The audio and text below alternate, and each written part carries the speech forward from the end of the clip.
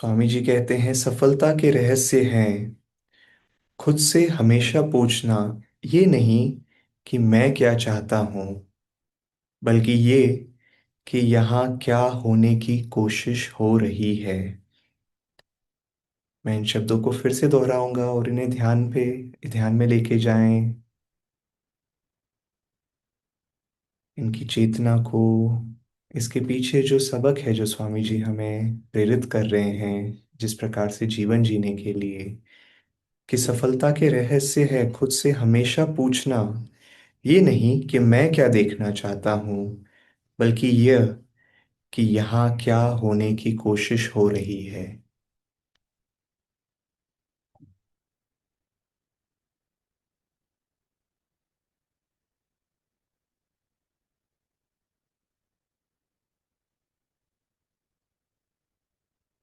ओम शांति शांति शांति। Okay. Good morning, आप सभी का फिर से स्वागत है। और थैंक यू अपने वीडियोस ऑन करने के लिए, जिनके वीडियोस ऑलरेडी ऑन हैं और अब धीरे धीरे मैं देख रहा हूँ और भी वीडियोस ऑन हो रहे हैं, जो बहुत अच्छी बात है।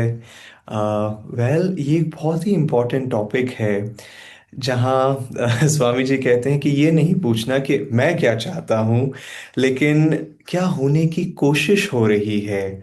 और जब हम ये प्रश्न पूछने लग जाते हैं कि क्या होने का प्रयास हो रहा है, क्या होना चाह रहा है, बहुत सारी चीजें होती है। इन शब्दों के पीछे सच में अगर हम देखें, जो मूल छुपा हुआ है वो ये है कि ईश्वर क्या करना चाह रहे हैं। क्योंकि जैसे ही मैं ये भूल जाता हूँ कि मैं ये चाहता हूँ, मैं वासुदेवा या मैं जो भी, तो फिर हम अपने अहम को किनारे रखते हैं और फिर ईश्वर को बोलते हैं कि ओह, क्या होने की कोशिश हो रही है यहाँ पे, क्या हो रहा है, क्या होना चाह रहा है। और सच में अगर हम देखें तो स्वामी क्रियानंदा जी ने और हमारे गुरु जी परमहंस योगानंदा जी ने, उन्होंने अपने जो कार्य को बढ़ाया था, उन्होंने क्रिया योग की शिक्षाएं जो शेयर की थी, स्वामी जी ने जो आनंद संघ की स्थापना की थी, वो इसी सिद्धांत के अनुसार की थी। ये नहीं कि मैं ये करना चाह रहा हूँ। ऐसा नहीं था कि योगानंदा जी कह रहे थे कि चलो मैं अमेरिका जाना चाहता हूँ, नहीं, उन्हें आदेश दिया गया था। और उन्होंने पूछा ओ क्या होने की कोशिश हो रही है यहाँ पर, कहीं ना कहीं। उन्होंने फिर बाबा जी से प्रार्थना की और गहराई से जाने के लिए, पता करने के लिए कि क्या होने की कोशिश हो रही है। और फिर अगर आपने ऑटोबायोग्राफी ऑफ योगी पढ़ी है, एक योगी की आत्मकथा, तो हम देखते हैं कि योगानंदा जी गहन ध्यान में हैं। और योगानंदा जी करते कहते हैं कि वो इतनी प्रार्थना कर रहे थे, बार बार अपने हृदय में ध्यान कर रहे थे, प्रार्थना कर रहे थे, बाबा जी को पुकार रहे थे, उनसे आदेश मांग रहे थे कि मैं अमेरिका जाऊं या ना जाऊं। और स्वामी जी कहते हैं कि मैं इतना गहरा, योगानंदा जी कहते हैं कि मैं इतनी प्रार्थना कर चुका था कि मैं एक और बार अगर अपने हृदय से वो चीख, वो पुकार देता बाबा जी को, तो मुझे लगता है कि मेरा सर फट सा जाता। और ठीक उससे पहले दरवाजे पे एक पुकार सुनाई देती है, कोई नॉक करता है और बाबा जी प्रकट होते हैं। और वो कहते हैं बेसिकली कि सारे द्वार खुले हैं तुम्हारे लिए अमेरिका जाने के लिए। लेकिन ऐसा नहीं है कि कठिनाई खत्म हो गई या चलो ठीक है, फिर योगानंदा जी के लिए आसन में या एक बड़े से सोने के वाहन में उन्हें लेके गया या लेके गए थे, या जो, नहीं नहीं, फिर भी कठिनाइयां चलती रही। तो ऐसा नहीं है कि ओ क्या होने की कोशिश हो रही है, अच्छा ईश्वर ये करवाना चाहते हैं, इसका मतलब ये कि कोई कठिनाई नहीं आएगी। बिल्कुल आएगी, ये मोह और माया की नगरी है, यहाँ पे कठिनाई बिल्कुल आएगी। इनफैक्ट शिप पे बैठते ही, इनफैक्ट शिप पे बैठने से पहले उन्हें बोला गया था कि कोई जगह नहीं है। वो अपने आप में एक चमत्कार था जहाँ उन्हें पासपोर्ट भी मिल गया, शिप में बैठने की जगह भी मिल गई, उन्होंने वो सफर भी तय कर लिया अमेरिका जाने का। फिर अब वो शिप पे बैठे हैं और लोग उन्हें बोल रहे हैं कि आप एक सत्संग दो। और योगानंदा जी को इंग्लिश नहीं आती, और वो खड़े हैं और वो पूछ रहे हैं कि अब मैं क्या करूं। और लोग हंसने लग गए, 10 मिनट के लिए वो एकदम शांत बैठे रहे। और फिर वे अपने गुरु से प्रार्थना कर रहे थे। और फिर उनके गुरु जी ने आदेश दिया, स्वामी श्री युक्तेश्वर जी ने, कि जाओ आगे बढ़ो, बात करो। और स्वामी योगानंदा जी फिर आराम से इंग्लिश में बात कर पा रहे थे। और मैं जिस हिसाब से ये कहानियां सुना रहा हूँ, इस प्रकार लग सकता है कि अरे चमत्कार पे चमत्कार हो रहे थे। हाँ, चमत्कार बहुत सुंदर है, बहुत अच्छी बात है, ये सारी चीजें हुई। लेकिन इन चीजों के पीछे जो सिद्धांत है, मैं उसके पीछे जाना चाह रहा हूँ आज, क्योंकि उसके पीछे सिद्धांत ये है कि योगानंदा जी कहीं ना कहीं, चाहे वो इन शब्दों को का प्रयोग कर रहे थे या नहीं कर रहे थे वो दूसरी बात है, लेकिन जो उनका भाव था वो यही था कि क्या होने की कोशिश हो रही है, ईश्वर क्या करवाना चाह रहे हैं। और वो हर पल, हर क्षण, हर कदम में पूछ रहे थे। ऐसा नहीं था कि बाबा जी ने कह दिया कि अमेरिका जाओ तो चलो ठीक है अब हो गया, अब क्या पूछने की जरूरत, बाबा जी आ गए उन्होंने कह दिया काम खत्म। नहीं, क्षण पर क्षण वो पूछते गए कि क्या करवाना चाह रहे हैं, अब क्या हो रहा है, अब कैसे हो रहा है। और स्वामी क्रियानंदा जी ने भी आनंदा की स्थापना ऐसी ही की थी। और हमें भी, जब हम अपने जीवन को जीते हैं और हमारे मन में आइडिया आता है कि अरे ये करना चाहिए, अच्छी बात है, और हमें ऊर्जा होनी चाहिए, हमें उत्साह होना चाहिए, तभी तो हम सफल बनेंगे। क्योंकि ऊर्जा और उत्साह भी एक बहुत बड़ा रहस्य है जो अपने आप में एक सेशन हो सकता है। लेकिन वो ऊर्जा और उत्साह ईश्वर की इच्छा के साथ जब अनुकूलित हो, तो उस ऊर्जा में बहुत बड़ी शक्ति आ जाती है। फिर हमारी शक्ति नहीं रह जाती है, फिर उसमें ईश्वर की शक्ति का आशीर्वाद आ जाता है, उसमें ईश्वर की शक्ति जुड़ जाती है। लेकिन वहीं पे हम कहे अरे मैं ये करना चाहता हूँ, और ईश्वर कह रहे हैं ओ लेकिन क्यों ना तुम ऐसे करो, और फिर अगर हम ना सुने तो फिर वो शक्ति गायब हो जाती है। एक बहुत ही आ, सुंदर सी कहानी, मेरे हमारे गुरु भाई हैं, मित्र हैं, वो अभी रिसेंटली अमेरिका में थे। अदिति जी ने आपके साथ शेयर किया होगा, इनफैक्ट अदिति जी ने ये कहानी शेयर की थी जब वो अमेरिका में थे कि वो एयरपोर्ट पे वेट कर रहे थे। और बेसिकली इंडिया से कई गुरु भाई आ रहे थे वो, और उन्हें वेलकम करने के लिए आए थे एयरपोर्ट पे। और जब वो खड़े थे उन्होंने बोला चलो ठीक है मैं ग्रीट कर चुका हूँ, वेलकम, ये लंबी कहानी है मैं थोड़ा संक्षिप्त में सुनाने वाला हूँ कि सबको ग्रीट किया उन्होंने, वेलकम किया, उनका स्वागत किया लोगों का।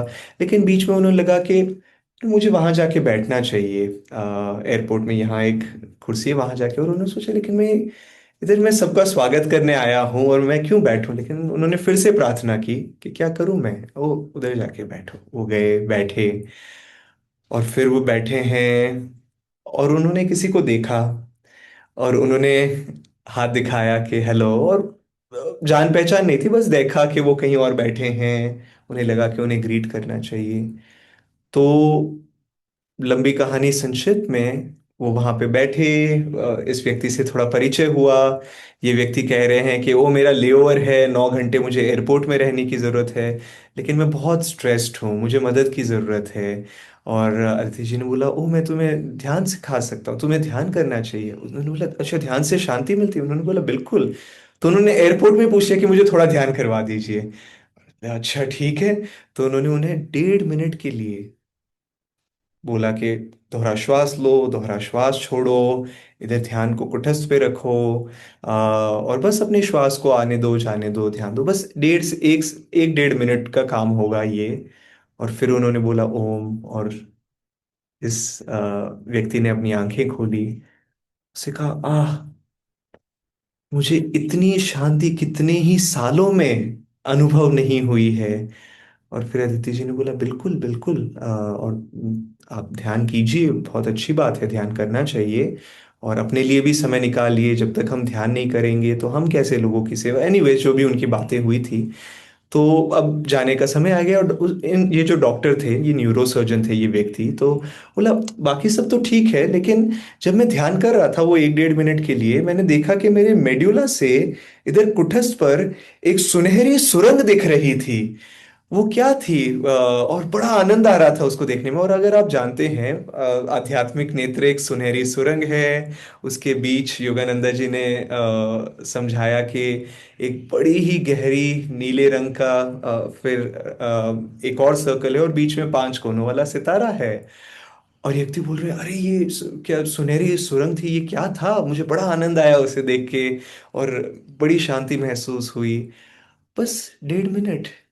और क्या हम उन्हें जानते थे? नहीं।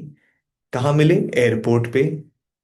कहाँ? क्योंकि वो लेओवर में थे 9 घंटे। और मैंने भी ये देखा है कई बार कि जब मैं ट्रैवल कर रहा होता हूँ या कहीं जा रहा हूँ या किसी से कुछ करने की कोशिश कर रहा हूँ, बात करने की कोशिश कर रहा हूँ, अगर मैं अपनी चेतना का एक हिस्सा ये पूछने में रखूं कि क्या होने की कोशिश हो रही है, ईश्वर आप क्या करवाना चाह रहे हैं, तो फिर अगर हम पूछेंगे ही नहीं तो मार्गदर्शन कहाँ से मिलेगा? तो पहला पहला हमारा कार्य है पूछना। हम अक्सर, मैं हम हमारी तो बात नहीं करूंगा, खुद के लिए कम से कम बात कर सकता हूँ कि मैं कई बार कहता हूँ और अभी भी कहता हूँ दुर्भाग्य से कि अरे ये उत्तर मुझे नहीं मिला, मुझे ये उत्तर चाहिए था। और ये हर शिष्य की कहानी है कि मुझे, मैं पूछ रहा हूँ, प्रार्थना कर रहा हूँ, मुझे उत्तर क्यों नहीं मिल रहा है। वेल, सच्ची बात तो यह है कि क्या हम सच में पूछ रहे हैं? क्या मैं सही तरीके से पूछ रहा हूँ? क्या मैं ईश्वर को बोल रहा हूँ जैसे ज्योतिष जी कहते हैं, और एक लेखक ने कहा था कि हर एक व्यक्ति ईश्वर से बात करना चाहता है, हर एक व्यक्ति ईश्वर से संपर्क में रहना चाहता है, लेकिन अक्सर हर व्यक्ति ईश्वर को एडवाइजरी कैपेसिटी में, कि मैं आपको बताता हूं कि इस विश्व को कैसे चलाना है, उस कैपेसिटी में ईश्वर से बात करना चाहते हैं। और इसीलिए कई बार ईश्वर प्रकट नहीं होते हैं। वो कहते हैं कि मैं आके भी क्या करूंगा, ये तो मुझे एडवाइस देने वाले हैं कि ये करो, वो करो, ऐसा करो, वैसा करो। ऑफ कोर्स ये मजाक के रूप में कह रहा हूं मैं, लेकिन कहीं ना कहीं इसमें थोड़ा सत्य भी है। क्योंकि ये पूछने की बजाय, ये कहने की बजाय कि मैं ये करना चाहता हूँ, मैं ये चाहता हूँ, मैं वैसे चाहता हूँ, कि ओ ईश्वर यहाँ क्या होने की कोशिश हो रही है, क्या होने का प्रयास हो रहा है। और अभी भी मैं देखता हूँ कि जब मैं इस विचार के साथ में आगे बढ़ता हूँ, मान लो कि ओके, आज मुझे पता था कि ये क्लास देनी है मुझे 8 बजे, सुबह सुबह आना है, ये क्लास होगी, ये भजन है, ये है, मैंने सब तय करके रख लिया, ये ऐसे ऐसे ऐसे ऐसे करना है। तो ठीक है, सब तय कर लिया, अच्छी बात है। क्लास हुई, खत्म हुई, और मैं अपने कार्य में लग गया। वो एक तरीका है अपनी सेवा करने का। दूसरा तरीका है कि चलो ठीक है, मैं शायद ये भजन करूंगा, ये करूंगा, वो करूंगा, और जैसे ही हारमोनियम लिया, आइडियली मुझे पूछना चाहिए कि गुरुजी कौन सा भजन बजाएं, आज क्या प्ले करें, क्या होना चाहिए, क्या भजन बजाने की कोशिश हो रही है, क्या भजन हमें गाना चाहिए। और फिर कई बार हमारे कई टीचर्स के साथ ही हुआ, और स्वामी जी के साथ तो अक्सर होता था। लोग पूछते थे कि एंड में स्वामी जी अपना सत्संग देते थे, कभी कभार समय होता था क्वेश्चन आंसर्स पूछने का। तो लोगों से पूछा जाता था कि सत्संग के बाद क्या आपका कोई प्रश्न है। तो अक्सर लोगों के मन में ये विचार रहता था, और लोग कहते भी थे कि मेरे मन में जो जो प्रश्न थे, आपने उनका उत्तर ऑलरेडी अपने सत्संग में दे दिया। और ये लगता है ये कैसे हो गया, क्या, कैसे पता चला स्वामी जी को? बहन, क्योंकि स्वामी जी हर क्षण पूछ रहे थे। और स्वामी जी अक्सर सत्संग देने से पहले ध्यान करते थे कि ठीक है, ये टॉपिक है, लेकिन जो सब आ रहे हैं इस टॉपिक के बारे में सुनने के लिए, वो क्या सुनना चाहते हैं, उनकी क्या जरूरतें हैं। और फिर फर्क नहीं पड़ता है कि टॉपिक क्या है, ये क्या है, वो क्या है, क्योंकि एंड में, अंत में उद्देश्य तो ये है ना कि जिसकी जो जरूरत हो, उसकी जरूरत को पूर्ण किया जाए इस दिव्य प्रकाश के द्वारा, इन शिक्षाओं के द्वारा। एक बार ऐसा हुआ इनफैक्ट कि किसी ने प्रश्न पूछा स्वामी क्रियानंदा जी से क्लास में, और स्वामी जी ने उस प्रश्न का उत्तर नहीं दिया, उन्होंने कुछ और ही बोलना शुरू कर दिया। और यहाँ लगता है कि अरे स्वामी जी, उन्होंने पूछा कुछ, आपने बताया कुछ, अब बाकी लोगों को तो ऐसे ही लगेगा ना कि कुछ क्या चल रहा है यहाँ पर। उन्होंने या तो सुना नहीं ढंग से, या वो कुछ और ही बोलने लग गए हैं। और ये अक्सर होता था। लेकिन इधर सत्संग खत्म हुआ, स्वामी जी ने, इसने प्रश्न पूछा, स्वामी जी ने कुछ उत्तर दिया। बाद में हमारे इस गुरु भाई ने कहा कि मेरे मन में ये प्रश्न था, मैं ये प्रश्न पूछना चाहता था, लेकिन फिर मैंने सोचा कि ऐसा प्रश्न अजीब सा है थोड़ा प्रश्न, मैं क्यों ही पूछूं ये प्रश्न। तो उन्होंने खड़े होने के बाद में अपना प्रश्न ही बदल दिया। लेकिन स्वामी जी ने, उन्होंने उनके पूछे हुए प्रश्न का उत्तर नहीं दिया, उनके मन में जो प्रश्न था उसका उत्तर दिया। और वो क्यों? क्योंकि स्वामी जी देख रहे थे कि ओ क्या क्या होने की कोशिश हो रही है, क्या सुनना चाह रहा है ये व्यक्ति, इसकी क्या जरूरत है। तो हम भी, हर एक व्यक्ति जो ये स्क्रीन में है या जो ये वीडियो देख रहे हैं, जब हम थोड़ा सा नॉन अटैच हो जाते हैं, जब हम टाइट नहीं रहते कि मैं ये चाहता हूँ, मुझे ये जॉब चाहिए, मुझे वो जॉब चाहिए, या मैं इस व्यक्ति को ये कहने वाला हूँ, मैं इस व्यक्ति को वो कहने वाला हूँ, मैं ऐसे समझ, अगर हम एक कदम पीछे ले लें कि हाँ, मैं, उद्देश्य मेरा ये है, लेकिन कैसे करना है गुरु, कैसे करना है वो मैं आप पे जिम्मेदारी छोड़ता हूँ। करना है लेकिन कैसे होगा, आप तय कीजिए। और फिर एक बहुत ही सुंदर फ्लो आ जाता है। और फिर क्या होता है कि ईश्वर हमारे जीवन को और गहराई से उसको ढाल सकते हैं, उसको नेविगेट कर सकते हैं, और हमारा मार्गदर्शन कर सकते हैं। तो ये कुछ विचार आ रहे थे मेरे मन में। ऑफ कोर्स आनंद पर कहानियां भरी हुई हैं, जहाँ पे, अगर जब हमने पूछा, इनफैक्ट मैं एक उदाहरण देना चाहूंगा जहां मैंने नहीं पूछा, और ईश्वर को वहां पे आना पड़ा समझाने के लिए कि नहीं, तुम्हें पूछना पड़ेगा। तो और बहुत कम बार ऐसे होता है अक्सर, लेकिन ये बड़ी ही हास्य के साथ हुआ, मैं ये कह सकता हूँ। तो मैं किसी के साथ कॉल में था और वो मुझसे एडवाइस मांग रहे थे कि हमें ये क्या करना चाहिए। और मुझे लगा कि मुझे उत्तर पता है ना, बड़ा ही सरल सा प्रश्न है, मुझे उत्तर पता है। तो मैं उत्तर देने लगा। तो हम 15 मिनट से बात कर रहे थे, और जैसे ही मैंने फोन पे उत्तर देना शुरू किया, सामने वाली व्यक्ति मेरी आवाज को सुन नहीं पा रहे हैं। अब नेटवर्क पे कोई दिक्कत आ गई। मैं उनको सुन पा रहा हूँ, वो मुझे नहीं सुन पा रहे, वो बोल रहे हेलो हेलो। मैंने बोला आवाज आ रही है, आप सुन पा रहे हैं, हेलो हेलो, चलो ठीक है। मैंने फोन काटा, मैंने फोन वापस किया, मैंने बोला हेलो, मुझे लगता है थोड़ा नेटवर्क में दिक्कत आ गई थी। उन्होंने बोला हाँ हाँ हाँ, पता नहीं क्या हो गया था, शायद कुछ हो गया होगा, बताइए आप कुछ कह रहे थे। तो मैंने फिर से, जैसे ही मैंने अपना उत्तर देना शुरू किया उनके प्रश्न के लिए, वापस आवाज गायब हो गई। मैंने बोला इधर कुछ होने की कोशिश हो रही है। मुझे सच में फिर मुझे मजबूर किया गया पूछने के लिए कि इधर कुछ और होने की कोशिश हो रही है, और मैं शायद समझ नहीं पा रहा हूँ। और जिस हिसाब से ये हुआ था, बड़ा ही आनंद के साथ हुआ था। तो फिर तीसरी बार मैंने कॉल किया और मैंने कहा कि ईश्वर, आप क्या करवाना चाह रहे हो, गुरु आप क्या करवाना चाह रहे हो। फिर मेरे मन में उत्तर आया जो ज्यादा बेहतर था। ऐसा नहीं था कि मेरा पहला उत्तर खराब होने वाला था, लेकिन जो दूसरा उत्तर था वो शायद वो बेहतर था। वेल, मेरे लिए दोनों चीजें सेम थी, एक ही चीज को दो तरीकों से बताया जा सकता है। लेकिन जो दूसरा उत्तर था, शायद सामने वाले व्यक्ति की जरूरत को ज्यादा बेहतर रूप से, उसकी जरूरत को पूरा कर रहा था। और फिर कोई नेटवर्क की दिक्कत नहीं आई, बिल्कुल ही नहीं। लेकिन इंटरेस्टिंग, ठीक वहां पे वो हुआ। और थैंकफुली मैंने ये नहीं सोचा कि अरे नेटवर्क ये हमेशा क्यों खराब रहता है। और अक्सर इसीलिए तो हम क्रोधित हो जाते हैं, क्योंकि मैं ये चाहता हूं, वो क्रोध लेके आता है। मुझे ये बोलना था, मेरा नेटवर्क क्यों नहीं चल रहा है, और छोटी से छोटी बात पे हम ट्रिगर हो जाते हैं। लेकिन वहीं पे एक कदम अगर हम पीछे ले लें कि क्या हो रहा है यहाँ पर, और फिर एक अलग ही नजरिया देखने को मिलता है ना। तो एनीवेज, मैं अब रुकूंगा, और मैं फिर अगर कोई क्वेश्चंस हैं तो आप अनम्यूट कर सकते हैं अपने आप को, और अपना प्रश्न पूछ सकते हैं। ओके, कोई क्वेश्चन, क्या प्रश्न आने की कोशिश हो रही है। शायद मुझे ये पूछना चाहिए, लेकिन प्लीज जरूर अपने एक दो क्वेश्चंस हो तो हम उसे एड्रेस कर सकते हैं, नहीं तो हम एंड भी कर सकते हैं। लेकिन थोड़ा अच्छा रहेगा अगर कोई क्वेश्चन हो, तो थोड़ा डिस्कशन भी रहेगा। ओके संघमित्रा, क्या आप अनम्यूट कर पा रही हैं अपने आप को। Yes yes. Okay good.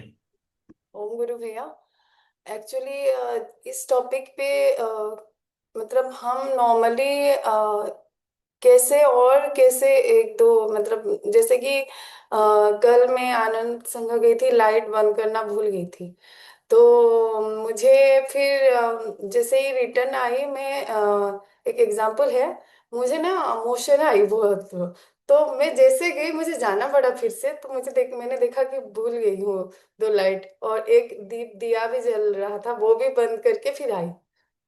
तो ऐसे मुझे जो सिचुएशन क्रिएट हुआ, तो शायद मुझे इशारा दिया गया कि तुमने ये करना भूल गई हो, तो मैं वहां से ट्यून कर पाई। और ये तो एक एग्जाम्पल है, धीरे धीरे जैसे हम ध्यान में आगे बढ़ रहे हैं के साथ, और थोड़ा गहरा ऐसा लग रहा है कि और ज्यादा हम समझने की कोशिश कर रहे हैं सिचुएशन को। तो ये मेरे एक तो है, हम नॉर्मली और कैसे, आपसे मैं बोल पूछना चाहती हूँ कि और कैसे आ, समझ सकें कि एक एक सिचुएशन को कैसे हम हैंडल करें, और बिल्कुल। हर हर हर वक्त कैसे पूछें। जी जी जी जी। Good, thank you Sanghamitra, very nice question. I think हमें वहाँ से शुरू करना होगा जहाँ पे हम अभी हैं, और फिर वहाँ से हमें स्टेप बाय स्टेप अगला कदम लेना होगा और क्या हो रहा है। और एक बहुत इंपॉर्टेंट बात कहूँगा मैं, ये शायद मुझे एम्फसाइज करना चाहिए था, एंड आई एम ग्लैड आपने ये प्रश्न पूछा, कि इस पूछने में भी एक प्रकार का आनंद होना चाहिए। जैसे अ, बच्चे होते हैं, इनफैक्ट उन्हें एक जिज्ञासा रहती है कि अरे ये क्या है, ये क्या नई चीज है, ये कौन सी नई जगह जा रहे हैं, ये सीरियल आने वाला है, ये एपिसोड आने, एक एकदम नएपन के साथ में, एकदम फ्रेश पर्सपेक्टिव के साथ में हमें देखने की कोशिश करनी चाहिए, बजाय ये कि, क्योंकि ये सेम प्रश्न जो है वो बड़ी गंभीरता से लिया जा सकता है, और वो फिर पूरा आनंद जो आध्यात्मिक मार्ग का है वो चला जाता है कि क्या होने की कोशिश हुई, क्या हो रहा है, कैसे हो रहा है, मुझे क्या करना चाहिए, क्या चाहते हैं गुरुजी मुझसे। तो लेकिन अगर उसमें हम एक आनंद लेके आ जाते हैं, तो फिर अपने आप वो आनंद के साथ में उत्तर आना थोड़ा आसानी से सुनाई देने लग जाते हैं। तो फर्स्ट स्टेप गहरा जाने के लिए मैं कहता हूं कि step by step her situation में मैं कहूंगा कि जब तक उसमें थोड़ा आनंद का फ्लेवर है इस प्रश्न के पीछे, तब ये प्रश्न और भी सुंदर बन जाता है। क्योंकि फिर क्या होता है कि ये प्रश्न ऐसा नहीं है कि अरे अब तो मुझे बस बताया जा रहा है कि क्या करना है क्या नहीं करना है। फिर क्या हो जाता है, ये एक तालमेल का वो हो जाता है, जैसे म्यूजिक, जब दो संगीतकार साथ में म्यूजिक बजाते हैं क्या होता है, वो दोनों साथ में, कोई कुछ बजाता है, कोई, ऐसा नहीं है कि वो अपनी अपनी धुन में लगे हुए हैं, दोनों एक जुगलबंदी चलती है वहां पर, है ना, साथ साथ में वो कुछ करते हैं लेकिन अपना अपना इंस्ट्रूमेंट बजा रहे हैं।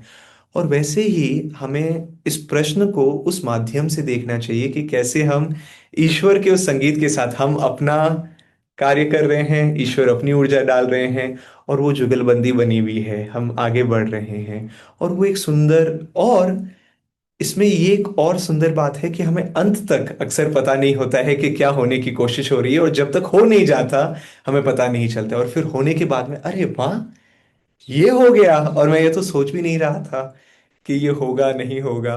फॉर एग्जाम्पल, और मैं, ये एक बहुत ही डेट, इसमें कुछ शायद आध्यात्मिक छुपा हुआ भी ना हो, लेकिन हर एक चीज आध्यात्मिक बनाई जा सकती है। तो मैं एक फ्लाइट में ट्रैवल कर रहा था, और जो लंबी फ्लाइट्स होती है उनमें कुछ सीट्स होती है जो बच्चों के लिए तय की जाती है कि यहाँ पे छोटे बच्चे बैठेंगे, ताकि उनके लिए, मतलब वो क्रिब रखा जाता है ताकि वहां पे बच्चों को सुलाया जा सके, लंबी फ्लाइट्स में अक्सर ये होता है। तो क्या हुआ कि मुझे सीट जो असाइन हुई थी वो ठीक वहां पे हुई थी जहां बच्चे बैठते हैं, मतलब उनके पास में हुई थी। तो मैंने बोला ये क्या हो रहा है, मैं नहीं वहां बैठना चाहता हूँ, मैं पूरी फ्लाइट में बैठ नहीं पाऊंगा, ये बच्चे रोते रहेंगे और ये करते रहेंगे, मैं सो नहीं पाऊंगा, बैठ नहीं पाऊंगा, ध्यान नहीं कर, कुछ नहीं हो पाएगा, मुझे मुझे सीट बदलनी है अपनी। मैंने अपनी सीट बदल दी, आगे जहां सीट असाइन की गई थी मैंने उससे 10 सीटें पीछे अपनी सीट ले ली। वेरी गुड, समझदारी का काम किया, कितना समझदार हूं मैं वहां पर, है ना। वेरी गुड वासुदेवा, बहुत होशियारी का काम किया आपने। मैं बैठा फ्लाइट में, मेरी बाजू की 2 सीटें खाली। अच्छा देखो क्या होता है आज, पूरी फ्लाइट में, बहुत कम ये होता है कि पूरी फ्लाइट में हार्डली कोई बच्चे थे। और इनफैक्ट जो, अगर वो जो मुझे सीट दी गई थी, अगर मैं वहां पे बैठ जाता तो इनफैक्ट ज्यादा कंफर्टेबल रहता, क्योंकि वहां पे पैर भी रखने की ज्यादा जगह थी, सब था। लेकिन पूरी फ्लाइट में हार्डली बच्चे थे, सिर्फ 2 बच्चे थे, एक मेरे ठीक पास 10 सीट पीछे, और एक मेरे ठीक आगे राइट में। और मैंने बोला दिव्य माँ ये बड़ा ही सही, आपने अच्छा किया, क्योंकि मैंने ये नहीं पूछा कि क्या करना चाहिए मुझे। और ये कोई ये तो बड़ी सिंपल सी बात है, और अगेन लेकिन इसके पीछे मैंने जो हास्य था, जो ह्यूमर था, उस पे ध्यान दिया, ये बजाय कि अरे ये ऐसे कैसे हो गया, क्यों हो गया, मैं इधर नहीं बैठना चाहता हूँ, मैं अपनी सीट चेंज करवाना चाहता हूँ, नहीं नहीं नहीं नहीं नहीं। तो हर सिचुएशन में शायद कुछ चीजों में हम जो प्रश्न पूछते हैं हम उत्तर को सही से सुन पाए, कुछ चीजों में शायद हम सही से ना सुन पाए, कोई फर्क नहीं पड़ता है। लेकिन सबसे जैसे, और मैं अंत ये करना चाहूंगा इस विचार के साथ में कि एक बार एक व्यक्ति बहुत गहराई से प्रार्थना कर रहा था कि क्या मुझे ये करना चाहिए या क्या मुझे ये करना चाहिए। और ये गुरु भाई प्रार्थना करते रहे करते रहे करते रहे, और उन्हें सच में कोई उत्तर का पता नहीं चला कि मुझे क्या करना चाहिए क्या नहीं करना चाहिए। और फिर उन्होंने फाइनली स्वामी जी से पूछा कि स्वामी जी मुझे आ, क्या करूं मैं, क्योंकि मुझे कोई उत्तर नहीं मिल रहा है और मैं प्रार्थना कर रहा हूं काफी समय से। और स्वामी जी ने बोला, वेल, क्योंकि तुम इतनी प्रार्थना कर चुके हो तो ईश्वर तुमसे बड़े प्रसन्न है। और उन्होंने बेसिकली जो ये प्रार्थना की थी वो ये नहीं थी कि मुझे ये करना है लेकिन चलो ये भी कर लूंगा, नहीं, वो पूरी इच्छा से पूछ रहे थे कि मैं ये करूं ईश्वर या ये करूं। और स्वामी जी ने कहा कि क्योंकि तुम इतनी गहराई से, इतने आत्मसमर्पण के साथ में प्रार्थना कर रहे थे, अब फर्क ही नहीं पड़ता है कि तुम क्या करो, ये करो या वो करो, क्योंकि ईश्वर प्रसन्न है। और जब तक तुम ईश्वर को साथ में रख के चलोगे तब तक फर्क नहीं पड़ता है कि हम कौन सी चॉइस लेते हैं, है ना। कितनी सुंदर परिभाषा। तो हर एक स्टेप में हमें ओपन रहना चाहिए, और फिर ईश्वर को जो करना है वो करेंगे। बस हमें ये है कि आंख और कान हमारे खुले रहने चाहिए, और हृदय उससे भी ज्यादा। आंख और कान तो फिर भी इंद्रियां हैं जिनसे हम देख रहे हैं, इस विश्व को प्रोसेस कर रहे हैं, लेकिन हृदय जो ईश्वर के लिए प्रेम है, जब हम उसे खुला रखते हैं तो आंख और कान ज्यादा खुले हो जाते हैं। कि एक बार जब ये खुला हो जाता है तो चीजें और खुली हो जाती है। और वहीं पे अगर ये नहीं है, ये नहीं पूछ रहा है, यहाँ कुछ नहीं हो रहा है, तो फिर ऐसा होता है जहाँ स्वामी जी से कई बार लोग मिलने आते थे, उनसे एडवाइस लेते थे। और जब स्वामी जी से बात की, धन्यवाद स्वामी जी, और ज्योतिषवर देवी जी उनके साथ रहते थे। और जब वो ज्योतिषवर देवी जी अक्सर उन्हें बाहर तक लेके जाते थे स्वामी जी से मिलने के बाद में, और स्वामी जी ने एडवाइस दी थी कुछ और उन्होंने सुना कुछ। क्यों? क्योंकि यहाँ पे कुछ चल रहा था जो उन्हें सुनने और देखने में मदद नहीं कर रहा था। वहीं पे अगर वो बिल्कुल निष्पक्ष होके सच में पूछते कि ओ ईश्वर क्या हो रहा है, तो फिर वो बेहतर सुन पाते। और वहीं पे कभी कभी छोटी मोटी गलतियां होती है, कोई फर्क नहीं पड़ता है, गलतियों ही से तो हम सीखते हैं। और इसीलिए मैं कह रहा था कि चीजों को थोड़ा आनंद के साथ में जितना हम लेंगे उतना ही वो उत्तर सुनने में हमें मदद होगी, आनंद के साथ और खुले हुए हृदय के साथ, है ना। Okay, good, thank you Sanghamitra ये प्रश्न पूछने के लिए। Any other questions? नहीं तो हम रैप अप कर सकते हैं। एक बात बोलनी है। जैसे कि मेरी डॉटर है, आप जैसे स्टोरी से बोलते हैं, हाँ हाँ। तो बच्चे बहुत अच्छे से आपके साथ कनेक्ट करवा रहे हैं। और आपका वो हमेशा देखती रहती है वीडियो, कि आपके ओके जितने भी स्टोरीज रहते हैं उसको बहुत मजा आता है। Okay, very nice. वेल, बच्चों में हमेशा हर वो रूम में घुसते ही रूम को एक अलग ही ऊर्जा आ जाती है। So yes, okay, all right, well, thank you आप सभी का बहुत बहुत धन्यवाद। तो आपके लिए असाइनमेंट, और मैं इन शब्दों को फिर से पढ़ना चाहता हूँ कि सफलता का रहस्य ये है, और जैसे स्वामी जी लिखते हैं, खुद से हमेशा पूछना, ये नहीं कि मैं क्या देखना चाहता हूं, बल्कि ये कि यहाँ क्या होने की कोशिश हो रही है। और मैं बस एक चीज जोड़ूंगा कि उसे आनंद के साथ में ले, बड़ा सीरियस ना हो जाए, टाइट ना हो जाए, आनंद के साथ में बढ़े, एक्सप्लोर करें, एंजॉय करें। और फिर शायद ईश्वर कुछ चीजें हमें दिखा सके जो हम पहले। धन्यवाद मित्रों। ओम गुरु।